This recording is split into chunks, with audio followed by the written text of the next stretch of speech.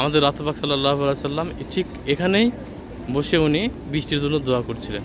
আল্লাহ তাআলা সঙ্গে সঙ্গে কবুল করে নিয়েছিলেন সেই দোয়া করার সঙ্গে সঙ্গে তার মাথার উপরে এক টুকরা মেঘ এসে বৃষ্টি দিয়েছিলেন।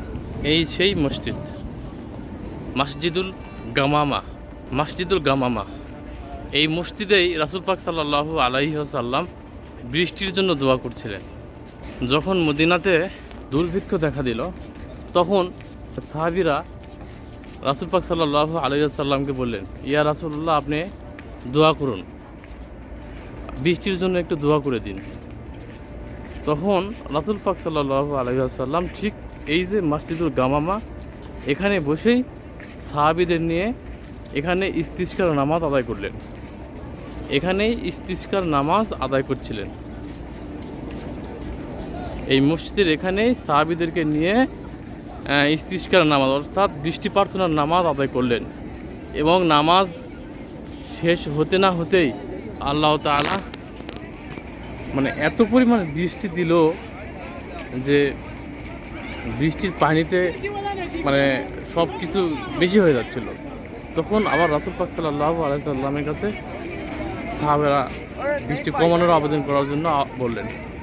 তখন রাসূল পাক সাল্লাল্লাহু আলাইহি সাল্লাম আল্লাহর কাছে বৃষ্টি কমানোর প্রার্থনা করলেন।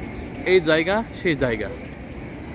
আর আরও বলা হচ্ছে যে এখানে এই মসজিদের এখানে আগে রাসূল পাক সাল্লাল্লাহু আলাইহি সাল্লামের সময় এখানে বাজার বসতো। এখানে বাজার ছিল, এখানে উট কেনাবেচা হতো এবং এই জায়গাতেই রাসূল পাক সাল্লাল্লাহু আলাইহি সাল্লাম পবিত্র ঈদের নামাজ আদায় করেছেন। পবিত্র ঈদের নামাজ আদায় করছেন এই ঠিক এই মসজিদের এখানে। তো এই মসজিদুল গামামার অনেক ফজিলত আছে।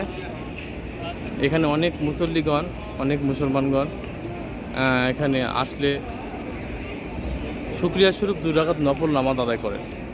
তবে এই মসজিদুল গামামাতে ওয়াক্তের নামাজ আদায় হয় না। এখানে শুধু শুকরিয়া স্বরূপ 2 রাকাত নফল নামাজ পড়ার সুযোগ আছে।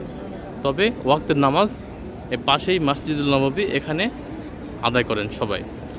আপনারা যদি উমরাতে আসেন তাহলে অবশ্যই মসজিদুল নববী গেট দিয়ে বের হলে সামনেই কিন্তু আপনার চোখে পড়বে এই মসজিদটা। অবশ্যই এখানে আসবেন, দেখবেন। তো সবাই ভালো থাকবেন, সুস্থ থাকবেন। আর উমরাতে আসলে অবশ্যই এই জায়গাতে আসবেন, শুকরিয়া স্বরূপ নামাজ আদায় করবেন, আল্লাহর কাছে চাইবেন, আল্লাহ দিবেন ইনশাআল্লাহ। আল্লাহ হাফিজ।